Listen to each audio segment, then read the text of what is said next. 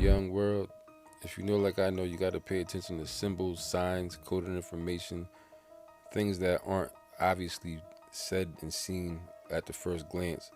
And the world as we know it is a scripted stage. But today in Russia, it was being as an article reported today about a Russian mining company spilling more than 20,000 tons of diesel oil into a river in the Arctic Circle, sparking the anger of Russian President Vladimir Putin. But this happened on May 29th, which was smack dab in the middle of the unrest, the protests, race war / civil war, and everything that was conjured up. And this is came out today, but Putin is upset because he wasn't notified until it was 2 days after the fact. So BBC reported that a fuel tank at a power plant owned a subsidiary of Norilsk Nickel leaked on Friday. The company is the world's top nickel and palladium producer. The spill in the city of Norilsk in Siberia turned the river red, which made it appear to be blood. Putin has declared a state of emergency over the incident, which allows extra resources to be deployed for the cleanup.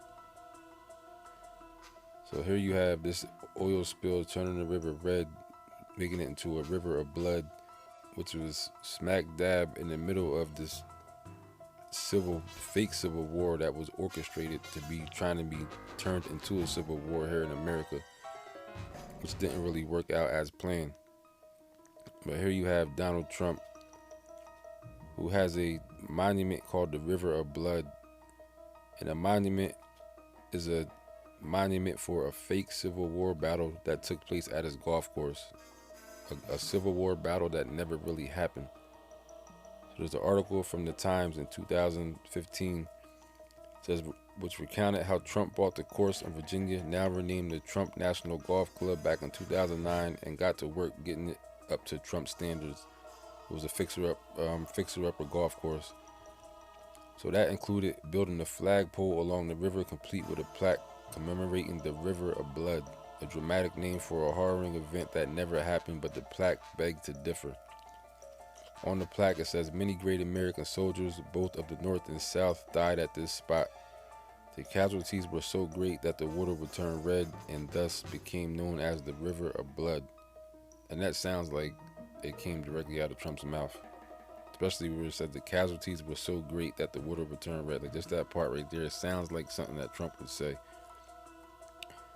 But it says on a phone interview with Times, Trump called himself a big history fan. So reporters from the paper told him they'd spoken with multiple local historians, all of whom said there was no Civil War battle within 11 miles of the plaque. The exchange that followed was quintessentially Trumpian. It says, Trump said that was a prime site for river crossings. So if people are crossing the river and you happen to be in a civil war, I would say that people were shot. A lot of them. It says people crossed there, so surely if there was a war, people were shot. Just makes sense, Trump said. But he says, how would they know that? He says, were they there? Then he says, Mr. Trump repeatedly said that numerous historians had told him that the golf club was the site known as the River of Blood, but he said he did not remember their names. So he's trying to create sources that he can't even prove. So then he said historians had spoken to him, but then he said the historians had not spoken to him but to his people, but he refused to identify any underlings who might still possess historians' names. Then Trump said, write your story the way you want. He said, you don't have to talk to anybody, it doesn't make any difference, but many people were shot, it makes sense.